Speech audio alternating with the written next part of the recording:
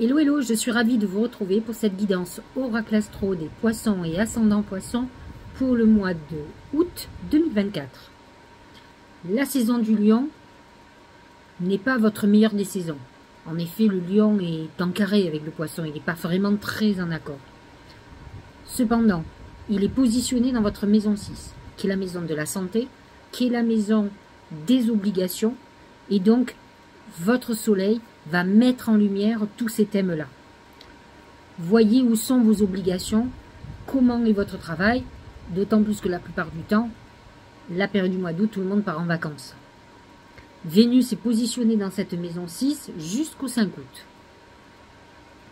Vous aurez ensuite le soleil qui va passer en la Vierge, positionné dans sa maison 7, maison du couple. La saison de la Vierge est une période importante pour vous, puisque la Vierge est votre signe complémentaire et opposé. Et donc, là, le soleil va mettre en lumière vos associations, votre couple. Et tout ce qui concerne les contrats, les choses, les engagements d'une manière ou d'une autre, qui sont plutôt contractuels. Mercure est positionné dans la Vierge jusqu'au 15 août, mais va devenir rétrograde et va repartir dans le Lion du 16 août au 31 août. Vénus positionnée dans votre maison 7 est un bon placement pour vous, du 6 au 29 août. Positionné dans cette maison 7 en Vierge, vous amène quand même la volonté d'un couple, ou en tout cas le rapprochement des couples, en tout cas déjà construits, qui peuvent être un peu délicats actuellement.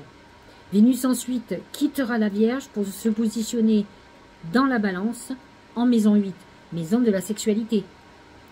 Vénus est aussi la maison, la planète de l'argent, et donc positionnée dans la maison 8, vous pouvez attendre un héritage, de l'argent qui tombe du ciel, j'allais dire, mais aussi beaucoup de dépenses. Faites très attention, soyez raisonnable, car vous pourriez vous retrouver avec des dettes ou des gros découverts. Saturne et Neptune sont tous les deux positionnés dans votre signe, vous le savez, ils y sont toute l'année. C'est pas le mois d'août qui va changer quoi que ce soit. Donc, Saturne là actuellement est rétrograde, il touche les deuxièmes décans des Poissons et Ascendant Poissons, et Neptune lui le troisième décan. Dans votre signe, alors Neptune dans votre signe a pu accentuer plusieurs choses. Votre nature Poisson un peu indolente vous a apporté beaucoup de chance, mais aussi beaucoup de nébulosité, de doute, de périodes où vous avez été très fluctuant, peut-être déprimé. Saturne, lui, dans votre signe, vous amène beaucoup plus de rigueur. Il vous a limité. Il vous demande d'être beaucoup plus rigoureux et va vous aider à prendre beaucoup plus de responsabilités et à prendre surtout les bonnes décisions. Le nœud nord, qui est votre karma, est positionné en bélier dans votre maison 2. Donc il y a une période karmique très importante qui est, tant que le bélier, le nœud karmique est dans le bélier, on va dire. Donc pour vous, c'est une période karmique au niveau de l'argent.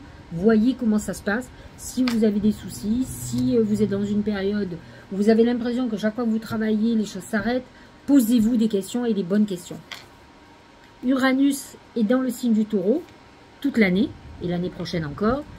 Uranus dans votre maison 3 qui est la maison de la communication. Vous pourriez être dans une période où il peut y avoir des bouleversements imprévus par rapport à des déplacements, par rapport à vos échanges, par rapport à votre relationnel. Vous pouvez avoir un relationnel différent d'ici peu. Vous le savez, Jupiter est rentré dans le signe du Gémeaux. C'est l'année des Gémeaux, comme on dit. Vous êtes en carré avec le Gémeaux, bien entendu. Enfin, bien entendu, je vous le dis. Et nous avons Mars qui va le rejoindre. Alors, tous deux sont positionnés donc dans le signe du Gémeaux, dans votre maison 4, maison du foyer. Et là, Mars va activer quand même une problématique familiale.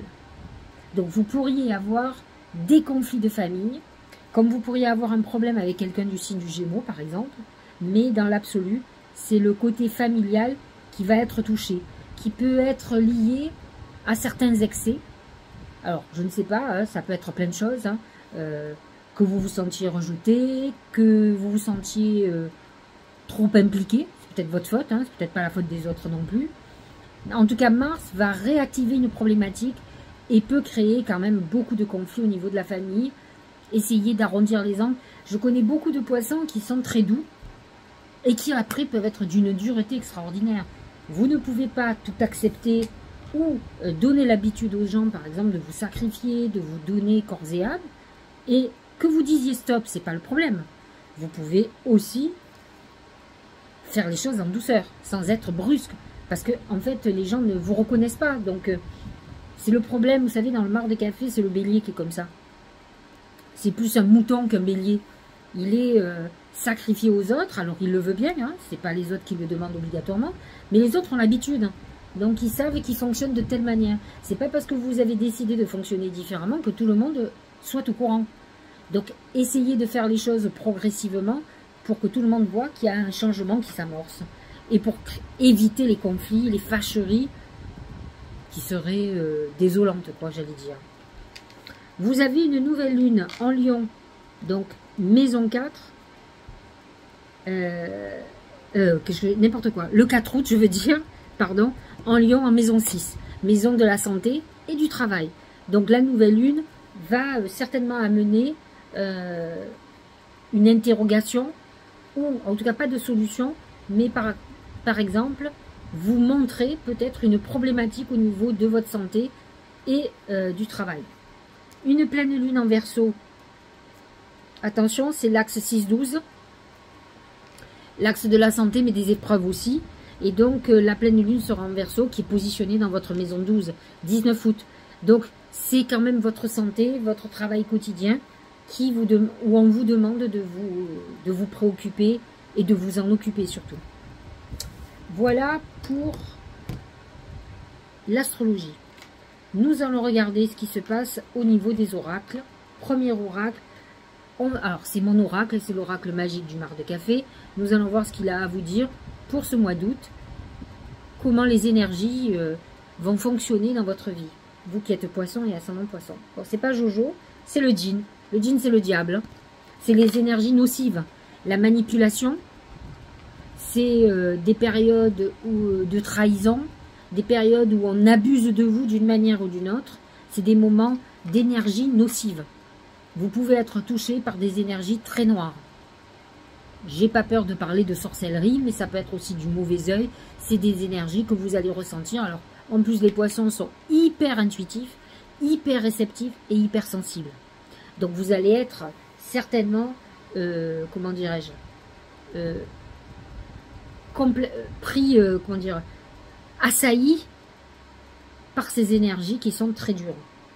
Donc, de toute façon, en particulier sur le 19 août, vous avez l'axe 6-12 et le 12, c'est quand même ces énergies cachées, c'est les trahisons, c'est les choses qui couvent, qui sont souterraines, c'est les épreuves, c'est les dangers. Donc, vous pourriez être dans cette phase, surtout autour du 19 août. Vous voyez ce qui se passe dans votre vie et essayez de le régler une bonne fois pour toutes. De toute façon, il y a un proverbe qui dit « de toi le ciel t'aidera ». Si vous attendez un miracle, il ne viendra pas. Le miracle vient de nous uniquement. Au niveau professionnel et financier, c'est le cheval. Le cheval représente le Sagittaire, représente la passion, mais la liberté aussi. Vous êtes dans une période où vous allez avoir du mal à travailler pour l'autre. Pourquoi? Parce que soit vous êtes incompris, soit vous avez une volonté de cette liberté de travailler pour vous, de fonctionner différemment.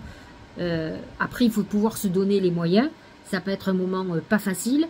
L'amas de planètes en maison 6 va vous aider à voir les choses réelles qui se passent dans votre vie. Et surtout, il ne faut pas oublier que le lion, il vous pousse à votre épanouissement. Donc si vous êtes dans une phase professionnelle où c'est surtout votre obligation financière, payer votre loyer, pouvoir manger, qui est votre priorité, vous risquez de vous épuiser. Et à la pleine lune, lorsqu'il va y avoir l'axe 6-12 qui va être réactivé, ne l'oubliez pas, ça risque d'être très compliqué parce que là, vous allez faire une prise de conscience. Tant qu'on n'est pas conscient, qu'on n'est pas épanoui, que c'est la vie qui est comme ça, on supporte. Mais quand on en prend conscience, c'est difficile après de faire semblant. Au niveau sentimental, c'est le poignard. Le poignard, c'est la trahison, c'est la fin de quelque chose. C'est quelque chose qui se coupe. Mais c'est aussi la trahison. C'est une histoire qui s'arrête, une rupture amoureuse. Sous forme de trahison d'ailleurs, hein, pas obligatoirement, mais ça peut. De toute façon, Vénus est positionnée dans votre maison 7. C'est aussi bien une relation qui peut amener une construction, comme quelque chose, là on est plutôt dans le négatif, dans quelque chose qui s'arrête. Au niveau santé, c'est l'anneau. L'anneau, c'est l'engagement. Ça peut être un moment où vous devez prendre rendez-vous, par exemple, avec un médecin, faire un check-up, vous engager à faire un régime, vous engager à prendre soin de vous, à ne pas vous négliger. On est engagé dans quelque chose qui est lié à la santé, que ce soit pour vous ou pour quelqu'un de proche. Vous pouvez complètement vous occuper d'une personne qui est malade et que vous preniez les choses très à cœur. Alors, j'ai demandé à mes guides comment la chance allait se manifester pour vous ce mois-ci et il nous ressort la balance. La balance qui représente la justice, qui représente l'équilibre.